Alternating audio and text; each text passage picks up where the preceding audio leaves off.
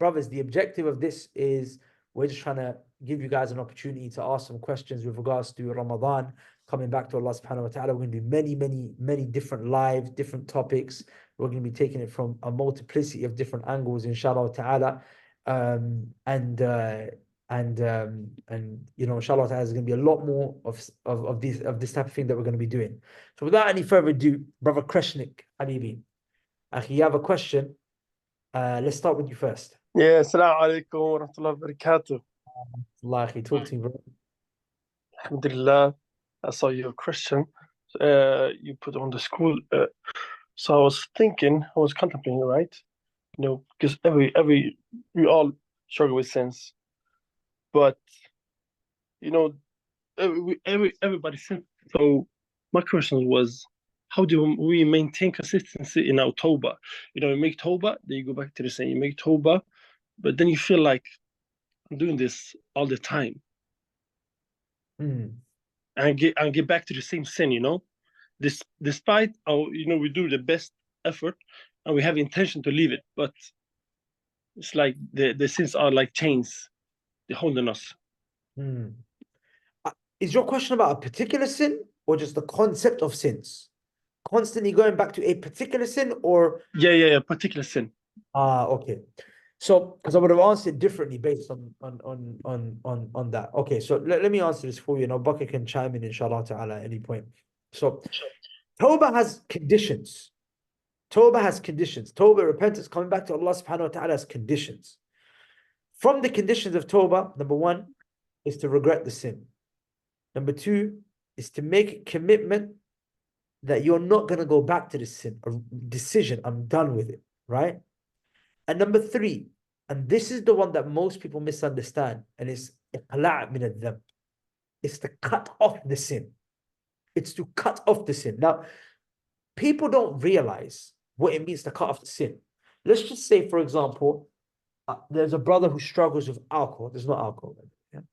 He struggles with alcohol. He says, today I'm going to make Tawbah to Allah. I'm done with the alcohol. He puts the alcohol down. Has he left the sin? Has he left the sin? What do you guys think? He said, I'm done with it. I'm not going back to it now. Has he left the sin? He thinks he has. Next month, you know what happens? He gets drunk again and again and again. What did he do wrong? What he missed out was, what is the sin connected to? What is the sin connected to? In order to cut the sin, I've got to cut the thing the sin is connected to as well. If I want to remove the leaves from a tree permanently, I've got to remove the tree. I can pluck the leaves, but another one will grow in its place, right? I've got to, if I'm trying to get rid of the weeds on the ground, just cutting the weeds won't make sense. I have to rip it from the roots. So, iqla' min al-dhanb, sometimes it's not enough to just leave the sin. Sometimes it might suffice. But a lot of the time, you've got to leave the thing the sin is connected to. And this is what people usually struggle with. So this is why we say leave behind bad friends. Because sometimes the sin is connected to the friends. Sometimes the sin is connected to your job. So you have to leave the job. Sometimes the sin is connected to your city.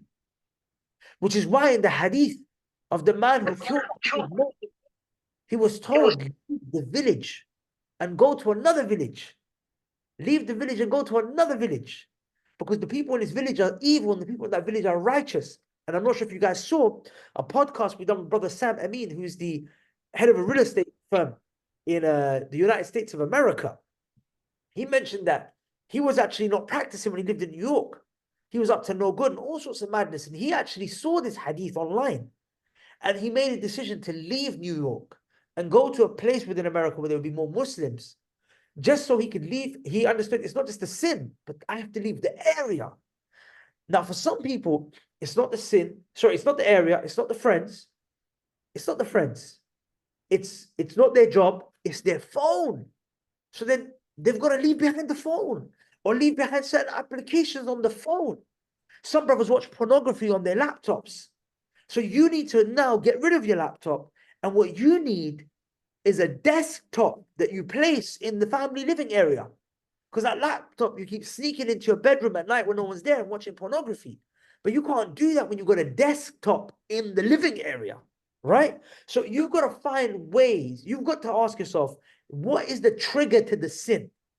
Sometimes the trigger to the sin is having free time in the morning, not having things that I have to do. So when I wake up in the morning and I'm in bed for half an hour, your mind runs crazy. Sometimes it's the trigger is at night.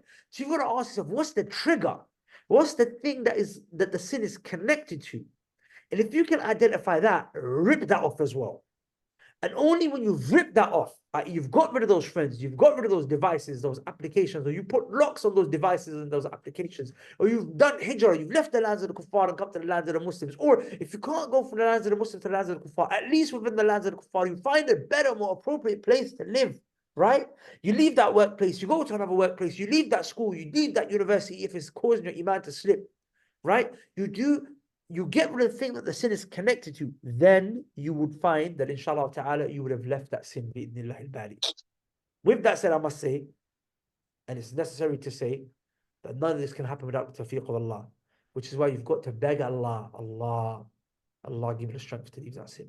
Because you can take all those measures, put all those measures into place, you can leave behind all of those things, right? All of those things that I just mentioned. But if Allah doesn't give you tawfiq, it's not going to happen for you. Does that answer your question, Krishnik? Yeah. Like you said, I think this what you started, Al Mubarak, like you download this Google task and put tasks on your daily schedule, and that you don't have so much free time then. Yes, sir. Yes, sir. That's exactly what it is. Yeah. Allah. Jazakallah khair, Sheikh. Wa jazakallahu khair. Bakr, do you want to chime in on that by any chance? The only thing that I would add really is, the concept of don't ever belittle a sin, because remember, the one that you're sinning against, Allah, is so great. So whatever sin it might be, try and have a system whereby a reminder shows up for you to remind you about Allah, because that will, inshallah, if you have iman, that will be a reason for you to be put off of doing the sin. For example, you may just have a recurring alarm or notification that you set up on your phone. Every half an hour, it just pops up. No ringtone, nothing. Just pops up on your phone, says, fear Allah. Just that constant reminder, just fear Allah. Every half an hour during the day, you can set these things, right? You can set them so that they recur. You can snooze them. You can move it along, forward, backwards. And you just have that. Maybe have a screensaver on your phone. Just a reminder, fear Allah. Or something along those lines. And you'll find that, inshallah, that should be a reason for you to remember. Because a lot of the time, sins, it's not because we're evil people. We just become heedless. We forget the magnitude of sins, what sins actually mean, because just that short-term gratification is there. So you forget. But when you have that reminder there, it will be a reason and a means for you to be put off from doing it, inshallah. Barakallah feek, barakallah feek. So next in line, we've got Brother Hamd, but I think he's gone to do iftar. He just left, yeah. Left, right? Qaddarallahu ma sha fa'al. The timing of this live was a little bit off because even the brothers in the UK, they're just doing Dhuhr Salah right now. So I don't think Brother Musa is here, right? Brother Musa, he's not here. If he's here, let me know in the comments. Brother Harith B.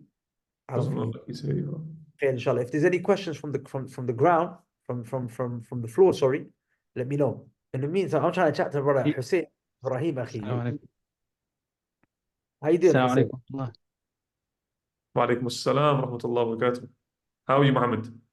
Alhamdulillah, alhamdulillah. So I had actually a question. This is also related to Quran, and I think it's also in relation to Tawbah, and basically is keeping up with your Quran memorization, with your Quran reading, and making sure that Allah subhanahu wa ta'ala, grants you, the tawfiq to do so, because I don't know for many, but for myself, I have a family and I have kids, and it can get a bit hectic sometimes, and you don't really find the time sometimes, after Fajr a bit here, and especially when they're young. So how do you kind of work on that? Is more dua, ask Allah subhanahu wa ta'ala to grant you that tawfiq, or Is your question specifically about recitation or memorization? both? I would say both. Recitation, memorization, reading as well, like having the time to sit down and actually read, read with pondering, yani with tafakkur and all of that. Not just, reading, like as in just having it Yeah. on the phone and reading. You've got to find the time in the day where you'll have you'll be able to get that private time away from everyone else. I found always in my life that the morning time is the best. I get up in the morning before my family gets up, before my wife and my kid get up, and I do my Quran. I get it all done in the morning, because the moment they're up, it's true. Your brain is elsewhere. You've got so many responsibilities to deal with: work, job, business. Everything's crazy. But that time, I get a solid 3-4 hours before they all wake up. I get a solid 3-4 hours before they all wake up. I make sure if my wife is putting my daughter to sleep at 11 p.m., I've gone to bed an hour before them. Right? I've gone to bed an hour before them, and I'm up from Fajr, and that's it. I'm up now. Right? They've prayed Fajr, they might go back to sleep, they might do whatever, depending on their schedule, their routine.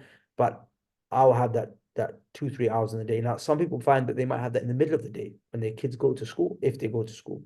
Some people might find that they have that at the end of the day. They put their kids to sleep first, 8-9 p.m., and then they read their Quran and do their hifz. It's different for everyone. But what you have to do is you have to become obsessive about trying to find those windows of opportunity within your schedule, inshallah ta'ala, where you can have that peace of mind. And sometimes that means waking up early and sleeping early, waking up later, sleeping later. Whatever it might be, it's going to be different for everyone else's life, right? For me, it's in the morning. For Abu Bakr, it may not be in the morning.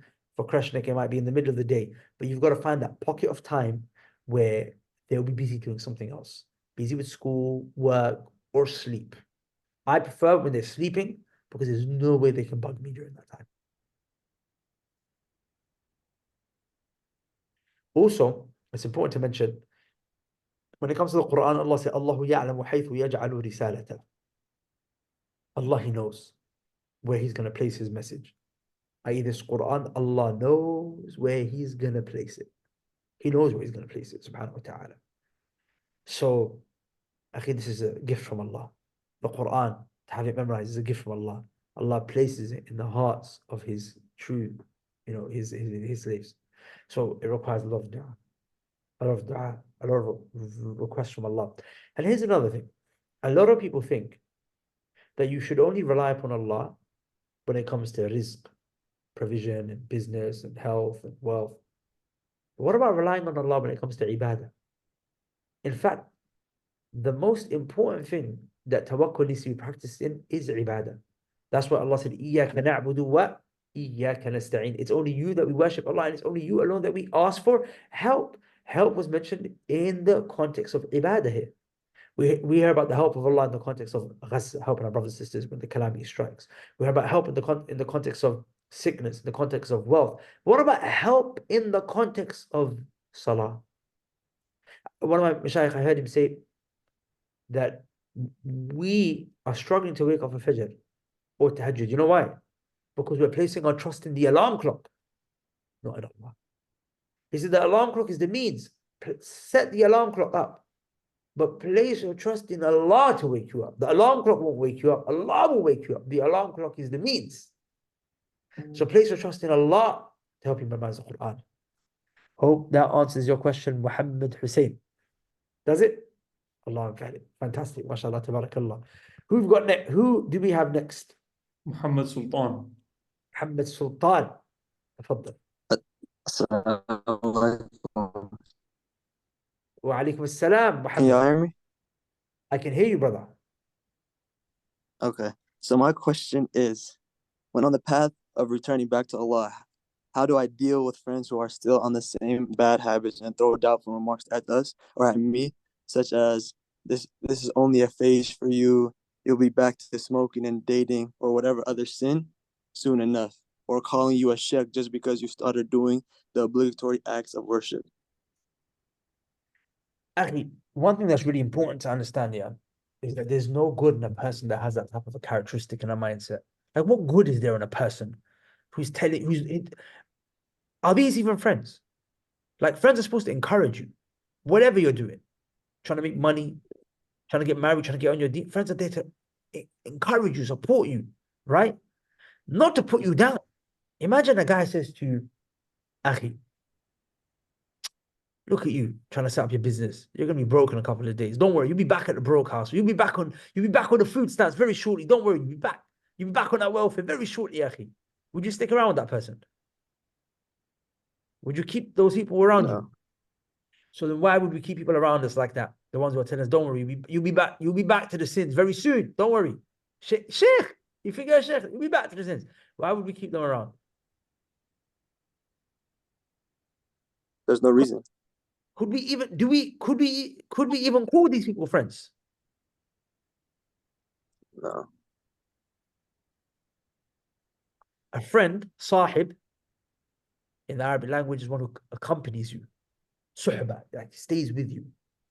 Keeping people that are negative, that are detrimental to our deen, to our mental, physical, spiritual, to our mindset, everything, to our mental space, Allah, is very harmful. So to answer your question, you said, how do you cope with that? You get rid of them. You get rid of them. Those people need to go. They are not friends. And the reason I'm kind of going out here, and I'm just my heart's going out for you, Muhammad Sultan, my bro, is that, and you may be asking this question on behalf of other people, right? So my heart goes out to people who would ask a question thinking that these are their friends. Like if someone framed the question and goes, how do you deal with people who put you down in this way? I understand that. But friends, that means I've given them a position in my heart. I've given them the position of a friend. For a person like you got to have higher standards for yourself. That these are people, they don't deserve to be my companions. They don't deserve to be in my circle. You see where I'm coming from? Yeah. If I can just add to that as well, like I remember when I started practicing, right? Because it can be a bit hard when obviously you've only just changed your tune now, right? Before you were probably doing the same things that they were doing. But now that you want to come to the deen, that's why now, okay, now there's a chasm between us, right? So even me, I had this when I first started practicing. All of my friends were still doing, a lot of wrong things. And I knew within myself, I just knew, I said, look, there's going to be no khair, there's going to be no benefit in me staying with them. I don't have anything to give them right now. Like, there's nothing I can do for them. I can try and talk to them, whatnot, but I just know the way the situation right now, I don't even know enough to be able to try and tell them. All I know is Allah's giving me this. I have this right now. I need to protect what I have. This is capital that I have. There's no point trying to go after profits. First, protect and maintain your capital. Once you've grown your own capital, then you can go searching for profits in terms of once you've established yourself, seek knowledge for yourself, get yourself, your iman to a point where you are able to bring people up. But you can't bring anyone up if you're at the same level as them or if you're below them. You have to get to a point where you're above, and not in an arrogant way, no, not at all. But in a sense of you've increased your iman, you've increased your knowledge to a point where you're now able to help them. Wallahi, akhi, 3 years after I started practicing, my best friend from Jahiliyyah, I was able to take him to Umrah for free because we had set up Umrah companies by that point. We had set up all of these other things, so on and so forth, projects. Actually, over the course of the next couple of years, I don't know how many, I think we took like 10 to 15 men from Wolfhamstow, like from my area on Umrah for free. And these were guys that I could never have imagined. Looking back at it now, it's crazy. But had I tried to have done something similar early on, when I first started practicing, I probably would have ended up down the same path. So the way I see it is, I'm not abandoning them, but I'm leaving them to Allah. Ya Allah, I need to focus on myself for now. And inshallah, I trust if it's what's best for them, and I hope that it is, they will become guided later on, and Allah will allow us to reunite upon guidance. But don't reunite upon misguidance, because that will only lead you astray, and it won't lead to guidance for them, inshallah. Okay, so I have one more question. Before I have a question for you, bro. Where do you live? You're in the US or Canada? Yeah, I'm in Denver, Colorado. You're in Colorado, Denver, Colorado. Yeah. Okay. And how old are you? Me, I'm 19. MashaAllah. You're in college, huh? Yep, I'm in uni. MashaAllah. Well, Yeah. okay, go on. Go ask your question. Okay. My next question is, what are steps for me to gain khushu in prayer? Very good question. There's so many ways for me to answer this, but I want to make it practical for you. Question number one: do you understand Arabic? No, I don't know Arabic at Okay, the so moment. that's a level of khushu'. Like there's a level of khushu' that's gonna come when you dive into the Arabic language. Do you understand? Yes. Cool. So that's something that you've got to do. But I'm going to give you something practical that everyone can do, whether they have the Arabic language or not. When you come to Salah, don't just be doing a task and then Allahu Akbar. There has to be a break between what you're doing and the Salah. Which is why when the Salah time kicks in, we have a bunch of rituals that are pre-Salah to kind of get us ready for the Salah itself. For example, there's the Adhan. We hear the Adhan. We repeat after the Mu'adhin. We do wudu. Walk to the masjid. I go into the masjid. I pray 2 rak'ah. When I pray 2 rak'ah, I sit down. I make dua. Then I wait for the iqamah. Then I stand up. Allahu Akbar. I'm in salah. All of that, what that is a warm-up. Warming me up for my salah. It's also disengaging me from everything else. If I'm doing work, business, marriage meeting, gym, talking to my friends, having a good time, and suddenly I have to go play salah, I've entered salah, but all these things are still in my head.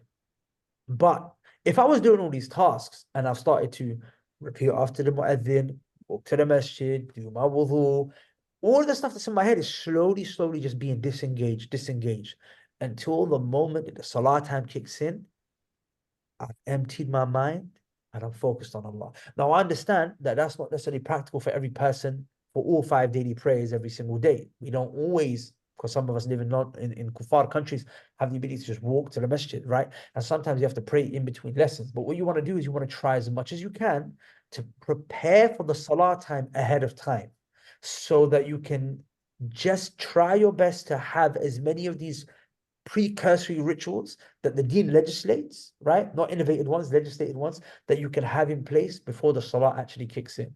And at the very least, try and have the complete ritual for at least one prayer every day, whether it's Fajr, whether it's Isha, or ideally Fajr and Isha, because those are the 2 most important prayers in the day where you're like, okay, I'm going to walk to the masjid, I'm going to go 15 minutes early, 10 minutes early. I'm going to pray my 2 rak'at. I'm going to make my dua. Just so you've got at least those 2 prayers where the khushu is going to be higher than the rest, right? And then the rest of them, you're working as much as you can. Imam Ibn al-Qayyim discusses this in his book called Al-Wabil al-Sayyib.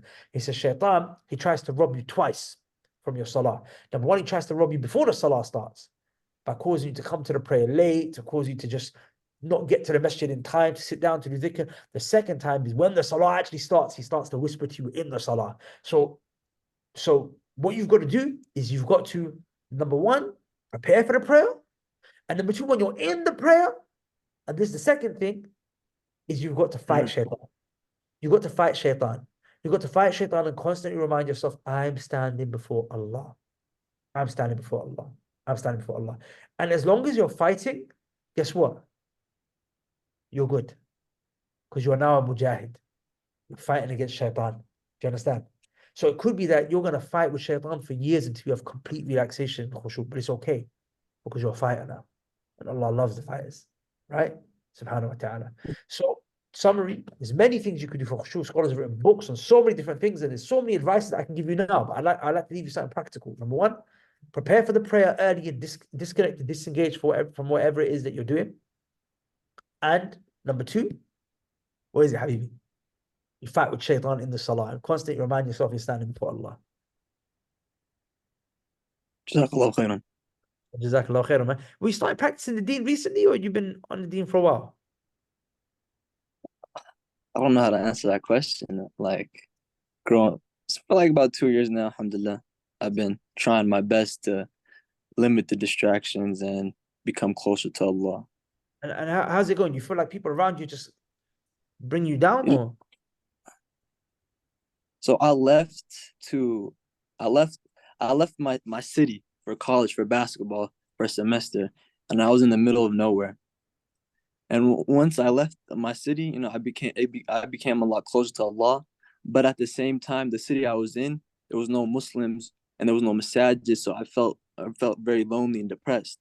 So I moved back I transferred to a bigger school where my high school friends went. Okay. And that's the school I'm at right now. And when I transferred there, hoping, you know, I would find comfort with my friends.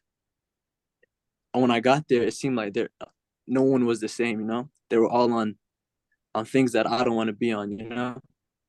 Okay. So like they dragged me, you know, to things I knew I shouldn't have been going to and stuff like that. Uh-huh.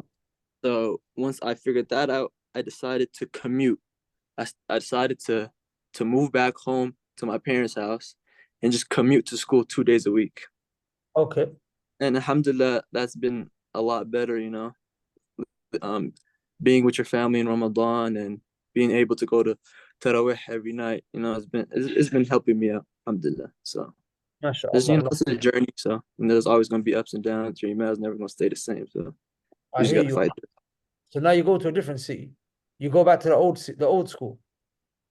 Just No, commute. I'm in Denver. Yeah, I'm still at the school I transferred to that I thought that I would find comfort with my friends, but I just commute from home. So I just Okay. go there, go to classes, and then drive back home. What's your schedule looking like over the next couple of weeks? Just on Tuesdays and Thursdays, I got class like from 9 to 6, and then you know I got work every day other than Fridays, for like 6 hours. My schedule's pretty open, alhamdulillah. Listen, I'm gonna tell Talha to get in touch with you, inshallah. We're gonna fly over to Dubai for a bit, bro. I feel like you need to be around some, inshallah. Inshallah. Inshallah, man. If you're, yeah, I can see you're trying to find some good brothers, man. Allah back around you, and we're gonna try and give you a good time. I feel like when a young brother is putting in the work and the effort to try and find good companionship, at least we can help support. Talha, you can get in touch with the brother, inshallah. Let's arrange to fly him over, inshallah. Jazakallah khairan. Don't worry, it's gonna be all expenses paid, inshallah. Jazakallah khairan. Jazakallah khairan. Barakallah feek. That sounds Thank you. Oh, good, huh? That'll make you happy. No, I'm excited. I'm very excited. I'm just trying to keep my composure. Allah bless I've been watching you guys for a long time now. Every podcast y'all drop, it's big knowledge, you know. I appreciate y'all for everything y'all do. May Allah bless you, Muhammad. We appreciate you, my bro. Barakallah feek. Barakallah feek. Jazakallah Thank you. Barakallah feek. MashaAllah, MashaAllah. Who's next, Abu Bakr? Talha said we've got a brother called Honey Drips. I don't know if that's a nickname, that's a company name, I don't know, we've got brother Honey Drips. Where's Honey Drips? Assalamu alaikum. Brother, can you hear me? Alaikum salam. We can hear you, but we can't see you, bro. I can see a Bugatti steering wheel. As much as I love Bugattis, I'd rather see you, bro. Just wait 1 minute. Let me just get my webcam on. Perfect. Where's the name Honey Drips come from, bro?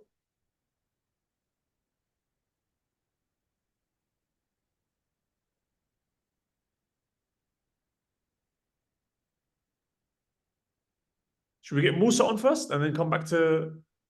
Yeah. Honey Drips, get your camera on, bro, and then we'll come back to you, inshallah. Let's go to Brother Musa. Assalamu alaikum. Can you hear me? Salam. Habib. How are you, my bro? Alhamdulillah. Apologies. I'm just أنا في المستشفى الآن.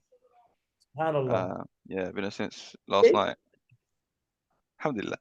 Oh, you're in the hospital? I'm here, but not for me. Okay. Is it inshallah. We'll talk in it. Inshallah. Okay. Inshallah. But how's everyone? How are you? I'm good, bro. I'm good. Alhamdulillah. Yeah, good to be speaking to you. From the 5 questions that I put down, I think one of them was predominantly for myself. Okay, The other 4 was more so what I felt other people would be able to benefit from. okay, But the main one for me was where I work as an engineer, corporate environment. okay, Majority of the people I work around, non-Muslims, very, okay. you know, working class, geezer sort of environment. Uh-huh. What would you say? What advice would you give in terms of how I would articulate Islam and what I do to them? Now I try, but oftentimes it's like not a back and forth, but I don't feel like I do, you know, explaining the religion of Islam, or why I don't go out to drink at the pubs with them, or why I pray 5 times a day. I don't feel like I do it justice. You know, I don't feel like I give it an adequate explanation or adequate reason for them to be like. I feel like what their response is superficial. You know, now I'm not sure if the superficialness is from, oh, they're always going to be like that no matter what you say, or if there's a deficiency in my explanation. So That I'm makes asking sense. you a question. Is the concern more so with regards to what you're saying, or with regards to a lack of confidence that you might be feeling? What I'm saying, Okay, okay. because I So feel like it's not being received the way I'm saying it, if that makes sense. okay, okay. So whenever people ask me, like, what do I say? What do I say, and how can I improve the way I give da'wah? It's always a very difficult question to answer, because it's like sometimes you want, not necessarily you, but people want to know, like, what's the one, you know, da'wah trick I can use to kind of help convince them and whatever have you.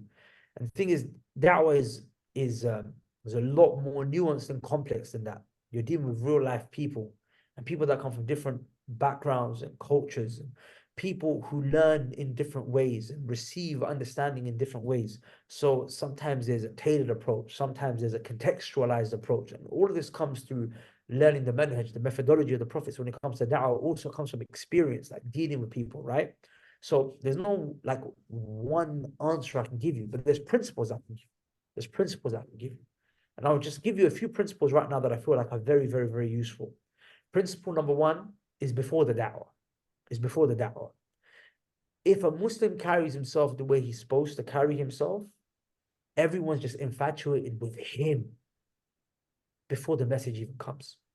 And when the message comes, it's like, whoa. Be an enigma, be an be a source of amazement for them. And then on the back of that, whatever this amazing individual says, we'll touch on. I'll give you an example. Andrew Tate became Muslim. He started talking about Islam, and people are accepting Islam. People are interested in Islam suddenly. The brother is not saying anything of real substance. In fact, he says things that are wrong sometimes, right? But why is it that people are taking it from him? Because it's him. The message is coming from him, right?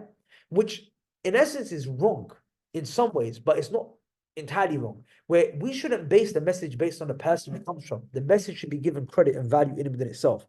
But this deen understands humans, and humans give weight to the place the message comes from, which is why the Prophet ﷺ was from the best tribe and the best lineage, because the people give more weight to his speech on the back of that, right? A prophet never came out of poverty.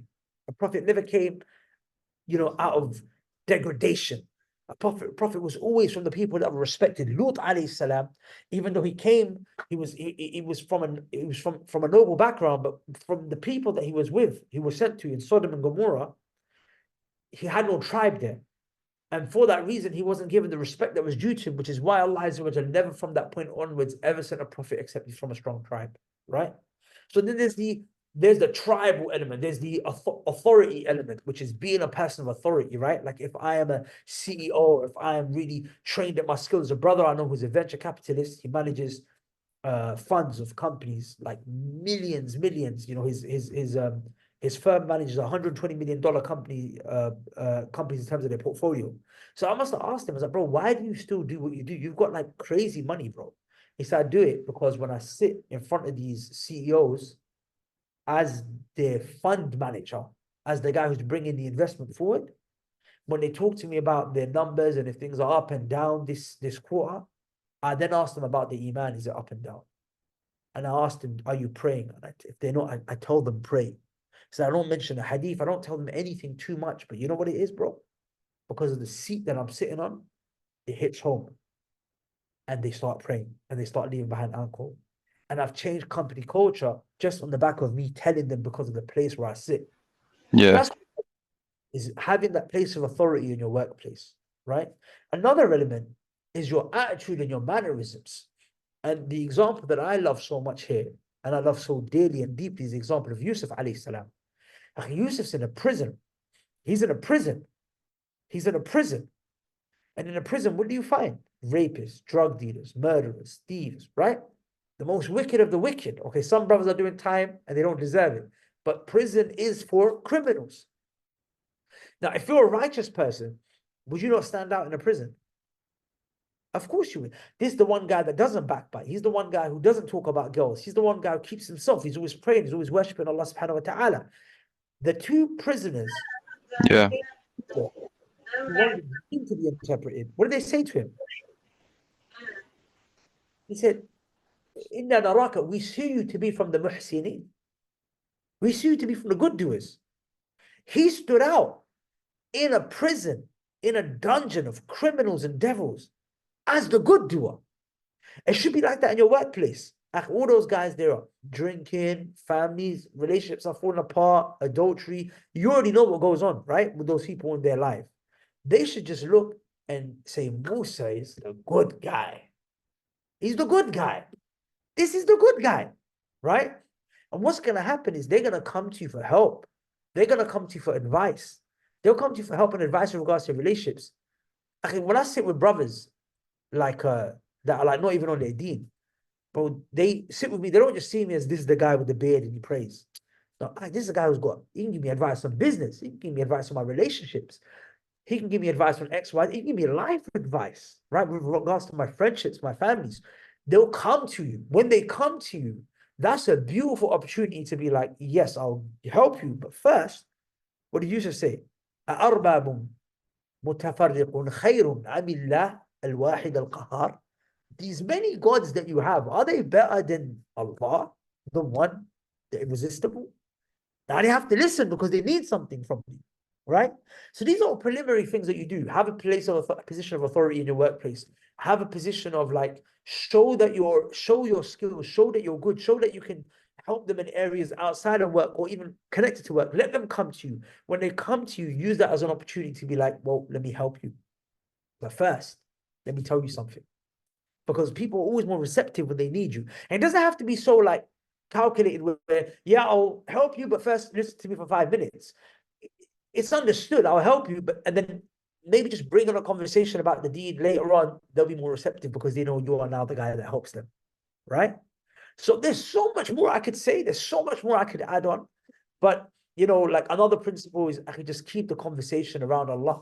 You know, when it comes to marketing or sales, because you're into sales, what do? You find the pain points, and you press on it. You press on it and you show that this offer that I'm trying to sell you is going to help solve those pain points. So what are the pain points they have? Sadness, depression, married life, right? And you just press on a pain point with the deen. He's got problems with his women. Bro, that don't happen in our households, bro. Nah, our women don't do that. Oh, your woman told you shut up. Our women don't do that. Oh, you're cheating on your wife? Well, we'll just get a second. We don't have those issues that you guys have. Do you understand? Just pressing on those pain points and showing because everyone's got different pain points. Some is sadness, some is depression, some is a lack of fulfillment, lack of purpose, whatever it might be, right? And another thing is just be confident. Like with kuffar, if I speak to an atheist, something I don't believe in God, I just look at him and say, bro, don't be stupid. Come on, you're an intelligent guy. You don't believe in God. I mean, I won't say don't be stupid, but I just look at him like that. Like, come on, don't be silly, bro. You're smarter than that. What do you mean don't believe in God? Come on, bro. That's an outdated old thing now. People don't even say that no more. I make them feel foolish because of the confidence that I come with, right? And then, you know, keep the conversation around Allah. And then ultimately, remember, guidance comes from Allah, bro. If they're not receiving the message after you've done your bit, and that's in Allah's hands, bro. You've done your job, right? Your job is not to convince them. Your job is to convey. Remember the two C's when it comes to da'wah. It's convince and convey. My job is not convince. My job is to convey. I don't know if that helps. Jazakallah khair. No, that was spot on. I think maybe I'm trying to do too much in my explanation. It's probably having a negative or more of a negative effect from what I see, you know, because you can kind of tell when people disengage from a conversation, but they're still engaging in a sense, you know. But You know what it obviously, sorry to cut you, just one thing to mention, because I was going to mention it earlier as well. One thing I don't want to undermine is the conversational element. Because sometimes people say, oh, do da'wah through your actions. And although actions help the da'wah, actions are not da'wah. I could be the most well-mannered guy, but until I call you to Allah, I'm not giving da'wah to you. So some people will just be nice, and they're still not accepted Islam. And they're like, oh, I'll be giving da'wah. No, you haven't. So I don't want to take away from you engaging with them. But the engagement is so much more effective when these other things are supporting it. That was my point. yeah. No, that makes sense 100%. Sometimes obviously it's difficult because I'm not going to be the only Muslim in the office. It's going to be few of us, but because there's few of us, if I say yeah, and I'm not going to the Christmas do, why? Number one, because there's alcohol. Number two, it's Christmas. I don't celebrate Christmas. I can't celebrate Christmas. Have a little conversation as to why. But then you have, let's say, Muhammad, that's going. So now it makes me seem like, oh yeah, I'm also just being extreme because if Muhammad's going, why isn't he going? Do you know what I mean? But that's not really something I can change. I can't change the actions of someone else. But sometimes it helps to start with the guys that are already Muslim. Right? Because getting them on your side means that you're fighting less of an uphill battle. yeah, sometimes sometimes it's the opposite. I give you an example. One time there's a Christian guy I work with, and I've explained to him the concept of not necessarily the Islamic view, but how as a Muslim we view religion. You know, سمعنا وأطعنا. If Allah subhanahu wa ta'ala says something, there's not a single person that can come and change that. That I'm going to be like, yeah, that sounds good. Let me go follow that because X, Y, Z changed it. And it's like I'd speak and give examples about Christianity and how, the Pope would say that gay people can get married in the churches, and everyone says, okay, yeah, that's perfectly fine. But they've now forsaken the word of God and gone for the word of a man. And he would agree with me. But then I'd have that conversation with a Muslim and he'd be like, yeah, but it's not that simple, it's not that black and white, and I'll make excuses, But I think that's just more so the environment that I'm working in as opposed to practical things that I can do to essentially change that. But no, I feel like you summed up what I was asking for very, very, very well in a very concise way. Thank you very much. Allah bless you, Musa. Allah jazakallah khair. May Allah give you success and tawfiq, akhi, man. Ameen. Barakallahu feek wa iyyak. Barakallah. Jazakallah khair. Abu Bakr, you want to add anything to that? No, you did a good job. Okay, who's next? Honey Drips is back. Honey Drips. I love that. Can you hear me? Yes, sir. First, talk to me about the name. That name basically it came from my brother. My brother told me to, because I have a Sal Honey. So he told me to name it Honey Drips. Love that. Honey Drips. I don't know, something about it just makes me look at you like you're a polygamous man. You know when you say honey drips? It's like you just got honey dripping all over you, man. Are you a polygamous man? No. Soon, inshallah. Inshallah. Get that honey, man. My question is regarding the hijrah. What recommended steps would you recommend to take for hijrah if for people who don't have a business, who want to get in for a job, like if they want to get a job abroad, what would be like your advice to them? Abu Bakr, take it away, bro. This is Abu Bakr's area of expertise. So I think it depends. Look, so first of all, the first thing you need to figure out is what are the countries that are viable for you to do hijrah to in the first place, right? You need to make a list of the countries that are viable for you. What's your ethnic background? Pakistani. For example, you might say, cool, Pakistan. Okay, why? Because it's got X, Y, Z pros and cons, right? Pros, it's easy for you to move there. You've got citizenship, I assume. You get an Nadra card, you can live there easily. You've probably got family there as well, etc.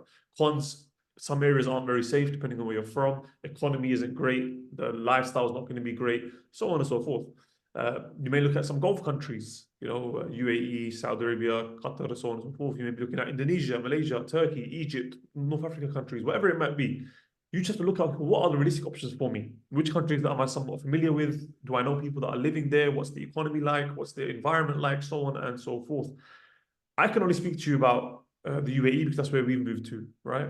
In terms of getting a job, from what I know, a lot of places want degrees and they also want experience. Now, sometimes experience can actually eclipse a degree. If you have a lot of experience in this exact field that this company is looking for, then ultimately they may take you over someone that has a degree but less experience. But generally speaking, places want a degree plus 2 years experience from what I know. Now, I've never actually done a job here. I'm only going off of what I've learned from speaking to brothers that have worked here. Now, LinkedIn, from what I know, is a very key place to find jobs here. But more so than that, one thing is just having connections, networking, finding people that are here, that know people that might be in the particular field that you're looking for. That can sometimes go a lot further. Like, you know, this is a country and a place where word of mouth means a lot. If someone recommends someone for this particular role and job, that sometimes can be, you know, your biggest asset in terms of getting that role. There are ways to do it where you're, you know, I know brothers that have worked remotely for UK-based companies, but lived in the UAE, right? There's a way to do that as well. You can get a freelancer visa and there's other things you can do. Another way is to set up a company, right? You know, you said, well, you don't have a business. Now, you don't necessarily even have to have a business. If you're getting paid a high enough salary where you're able to set up a company here, which just requires a fee, like £4,000 or £5,000, and you just renew that once a year, you just pay that fee every year, then you can have a company here on paper that doesn't even trade, but you've got residency because of that company. Another way is through buying property. Now, obviously, that requires a lot of capital. There are ways to do it in a halal way, like in installments, but even then, those installments are not going to be small. That requires a lot of funds, right? Those are in terms of the logistics, but also you have the spiritual side of it, right? Hijrah is an actual, it's an act of worship. It's something that you have to have the right intention for. You have to have the right intention for, the right mindset for. You have to ask Allah to make it easy for you, to make it available for you in the first place. And then you see doors will open. Bro, I've had brothers message me and speak to me, and wallahi, within months of just asking the question, they managed to get the job. And I asked all of them, how did you do it? What did you do? Akhi, wallahi, tahajjud is number one for almost all of them. Tahajjud, I just started every single night. I just started waking up before Fajr, praying tahajjud, and wallahi, within a month, there's one brother, akhi, within a month, he got head-hunted for a job. He was applying online for other jobs, and this job, I don't know how they came across his profile or whatever, he got head-hunted for that job. Now he's here, and I think he's earning, for Allah, he's earning good money. He's like earning like, I think like close to £5,000 per month. And he was earning nowhere near that in the UK for the job that he was doing there. So there's the element of tawfiq from Allah. Then there's the element of the action that you have to take. And yeah, like I said, LinkedIn is a good place to look. But just the concept of trying to network as much as possible. Try and find jobs or companies that have, I know another brother, he got a job in a company that are UK based, but they have branches in the Middle East. So he got a job at the UK branch or, you know, base. And then in the end, he ended up transferring to their Middle East base and now he's here in the UAE. So these are all things to consider and look into, inshallah, when it comes to making hijrah. Also, I got another question. You know, since like, mashallah, you and Imran are really good at networking, would you ever see yourself becoming an agency for like the Brothers Club for the people who want to make hijrah? So you have like a big company coming in to the Brothers Club and maybe like recruiting people from the Brothers Club, being like an agency in between. Do you ever see yourself doing that? It's funny, I actually mentioned this, we've discussed it. Who Right? knows? You never know. Say that again? With Abu Musa, right? We were talking about it. Yeah. I've been telling that guy for ages because obviously he does recruitment, right? I've been telling him for a minute. I just make a company, a recruitment company specifically focused on getting Muslims out of the West and into the Muslim lands. That one brother do it already? That one brother, I'm freshly grounded. Yeah, I think it's called something like Allah Musta'an, muslimjobs.com, something like that. Muslim jobs, something along those lines. I don't know the details. Yes, yes. Muslimjobs.io, muslimjobs.io, where you're trying to help brothers. And the reason why I think he thought that very recently, right?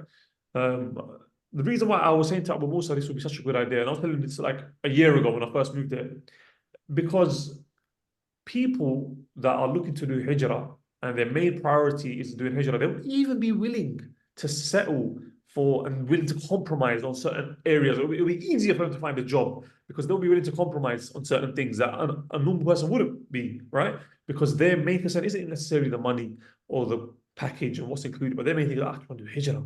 After that, I can work my way up and figure things out. But right now, I just want to figure out and get out of this place. So I think that's something to consider as well. But you never know. Maybe in the future, I might be able to do something to help people with that. Wallahu alam. Sure. Just one more question. What's the best way to like bring more barakah into your businesses? The best way to bring more barakah in your business. There are many ways. One of them would be charity, sadaqah. Have a dedicated sadaqah plan. So, like for example, the founder of Al-Bayt, he gave every 10 riyal that he made, he gave one in charity.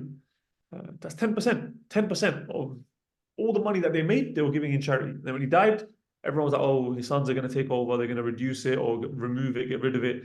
They doubled it. They doubled it, 20% now. And look at how they've exploded, in terms of their growth and everything, and they're, huge. And likewise, look, that's something that you can do, with your business. Another thing would be to do the things that we know are reasons for your risk to increase, right? So having children is a reason for your risk to increase. Getting married is a reason for your risk to increase. Doing Umrah is a reason for your risk to increase. There are many things, the Quran and Sunnah, that are causes for your risk to increase. And one final thing I would say, Akhi, is read Surah Baqarah. The Prophet ﷺ mentioned specifically recite Surah Baqarah because it has barakah within it. And this is something that I found, wallahi, in my life. The Shaykh in Pakistan told us to do this. The times when I'm doing this, it's like, bro, there's a direct correlation. I mean, I'm not on top of it, I'm not reading it every day, and I'm not the whole surah. Like, even if it's just reading a portion of it, 1 page a day, 5 lines a day, whatever it might be. When I'm not doing it, I think, you see it, and not just financially, in your family, in everything, business, personal life, your gym, your physical health, everything. I think Surah Baqarah is a game changer, man. Imran, you want to add anything to that? No, well, you hit the nail on the head, man. You hit the nail on the head. Barakallahu feek. Barakallahu feek, man. Barakallah Ask your feek. question. Brother Harith, I think, is next, right? Harith. I think Hamd Muhammad, he said. He's back? Okay. He's back. Okay, we've got 5 minutes, yeah? Assalamu alaikum. Wa alaikum assalam. Alaikum assalam wa rahmatullahi wa barakatuh, akhi. I hope you're all right. Very well, akhi, man. Barakallah feek. My question was about Salah. The question. Just a sec. One of the things that when a Muslim starts practicing, he gains from Allah a lot of khushu, many times in Salah. But by time, many of us lose it. And we try, but we just don't get back to that. What should we do to feel that energy we once felt? And now we can't even taste it. Okay, so someone actually asked a question about khushu just earlier, inshallah ta'ala, and I answered it in quite a bit of detail. The recording of this will go up on my YouTube channel, so please revisit it, inshallah ta'ala. But I'll mention a few extra things. Inshallah ta'ala, okay? Just so, because the topic of khushu is massive, so the brothers can benefit from the first part and the second part. What you have to understand, khushu is a lifelong thing. Imam Ibn al-Qayyim in his book Al-Wabil al-Sayyib, he gives the analogy of khushu as battle. Khushu and salah is battle. You've got to first get to the point where you're fighting against shaitan to be able to even have the upper hand, for the khushu to even be present. And then once you've beaten shaitan, you're in the middle of the war, you're in the thick of the battle. This battle could take years, 10, 20, 30 years, where you're fighting shaitan. Sometimes you have khushu, sometimes you don't, he wins, sometimes you win, right, with the khushu. And then you get to a point where you've eventually overcome shaitan, you've always got khushu. But even then, You need to be on guard, like the border patrol, the mujahideen, the nuribat, that stand at the borders, the Muslims, make sure the enemy doesn't come in. You push the shaitan away, but now you've got to protect your salah, you've got to protect your khushu. You've always got to be on guard. Shaitan can come at any moment. And you remain in that state of apprehension and consciousness of the enemy coming back and taking your khushu away until you die. Because the only time you actually have peace and you're safe from the battle is in Jannah, in paradise, right? So you have to accept it's a constant battle. That's the point that I'm trying to make. People want to reach khushu and stay there. No, it's up and down. It's there, it's not. That's always going to be the case. Hamdallah radiallahu ta'ala anhu came to the Prophet sallallahu alayhi wa sallam, when we're with you, our iman is high. The khushu is high. Right? When we go back to our families, it drops. The Prophet sallallahu alayhi wa sallam told them that that's normal. Right? Sa'a. There's a time where it's up, there's a time where it's not going to be so up. And some of the Imam, I think it was Thabit al-Bunani rahimahullah ta'ala, he said that I fought my nafs for 20 years before I could get the sweetness of khushu. For 20 years. 20 years, right? And after 20 years, I started to feel the sweetness of the khushu. So you have to be ready to play the long game, okay? To play the long game. There are other things that you can do. So many things you can do. Check the recording for the stuff that I mentioned before, inshallah ta'ala. Barakallah feek. Allah bless you, Hamd. Jazakallah khair. Barakallah feek. Barakallah feek. Okay, let's bring on brother Harith, the last one, inshallah ta'ala. We'll end it on him. Assalamu alaikum. Alaikum assalam wa rahmatullah. How are you? I'm very well, Akhi. Talk to me. I've got two questions. I'll try to keep it as quick as possible. Are you able to start your video, Akhi? Yeah, one sec. Here we go, inshallah. Assalamu alaikum. So yeah, Sorry, I recognize you. I don't know where from. brother's good. Yeah, brother's good. Yeah. I got two questions. So one of them was regarding, I'll keep it similar to Ramadan, as close to Ramadan as possible. So I've noticed with me, after the first 10 days, I get a bit demotivated. It's like I've done bear in the first 10 days. And once the Friday after, like I've noticed since Friday, I've just been burnt out. What advice would you give to like kickstart that fire? Okay, cool. So let's go through this step by step. What happened on the day you were burnt out? Like, what did you do differently? What was different about that day?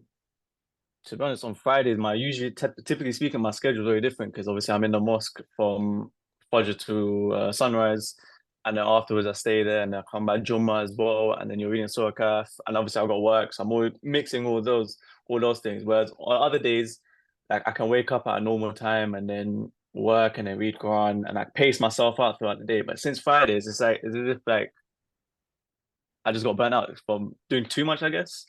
So you're saying Friday was a tiresome day? Yeah. And then since then, I haven't had that motivation. Okay, so what about adding a break on Friday?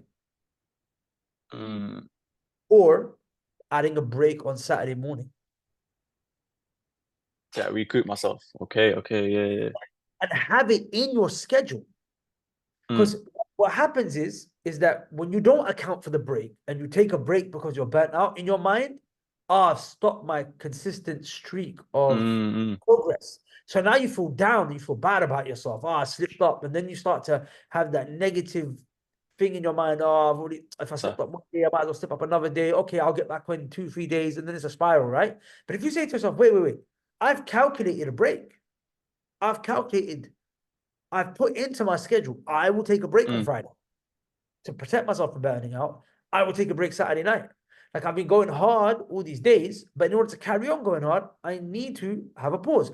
You know, Taraweeh you know what Taraweeh actually means? Relaxation. From Raha. Why is it called that? Because every 2 rak'ah you have a break. Every 2 rak'ah you have a break, right? To pray.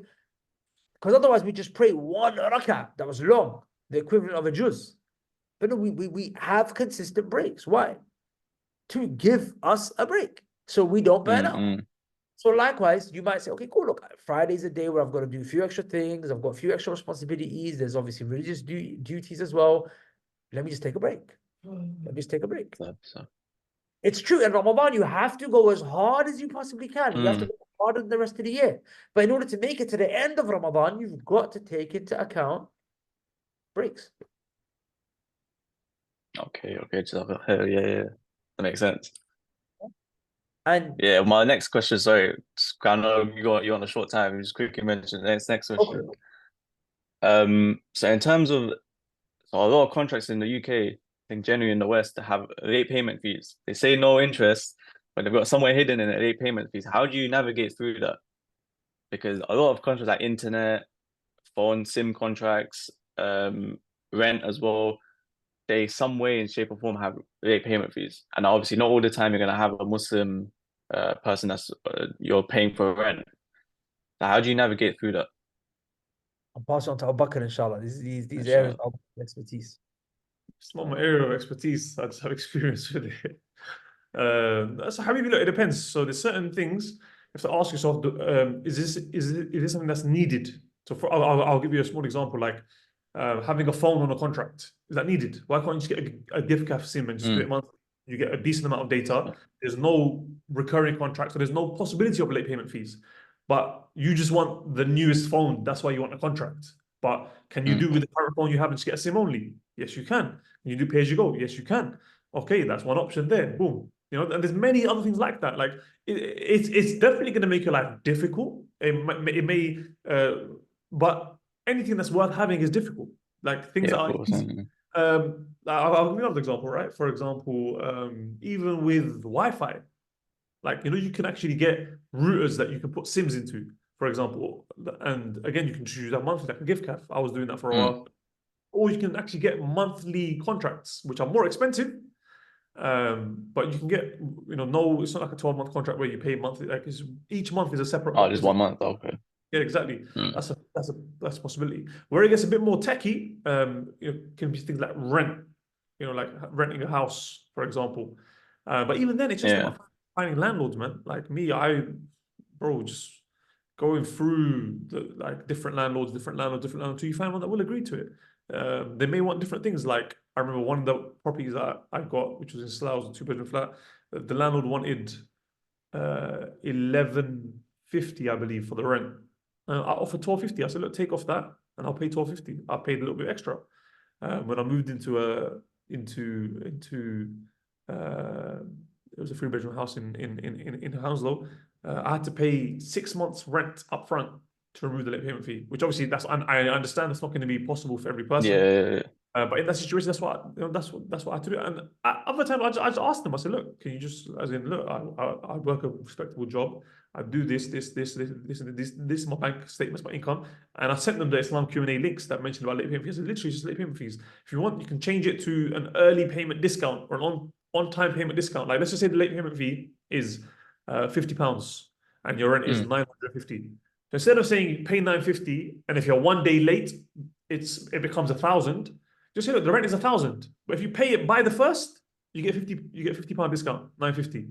It's the exact same thing. It's just the wording's been changed. That makes it halal. So there's a lot of ways out there. Push comes to shove, if you're in a really sticky situation, you can't find a way out, speak to a person of knowledge. Go to a local imam, someone who's trusted, you know, who has knowledge upon the right aqeedah, etc. Those are the guide you best, inshallah. Inshallah. Barakallahu feek. Jazakallah khair. So we're going to have to conclude it there, brothers. I hope you guys benefited. Hope you guys enjoyed it. Any last words, Imran, before we conclude? Barakallah feek, man. I'm just wanted to just kind of mention some of the brothers. They joined a little bit late. I know Salah times were a little bit difficult to navigate between. We've got people from so many different parts of the world that are here. You know, so many different time zones, from India to USA and everything in between. So Allah Mubarak, man. I just wanted to mention, we gave brother Muhammad Sultan, we gave him an opportunity to fly out here to Dubai. We're going to be covering his ticket, inshallah ta'ala, and bringing him out here.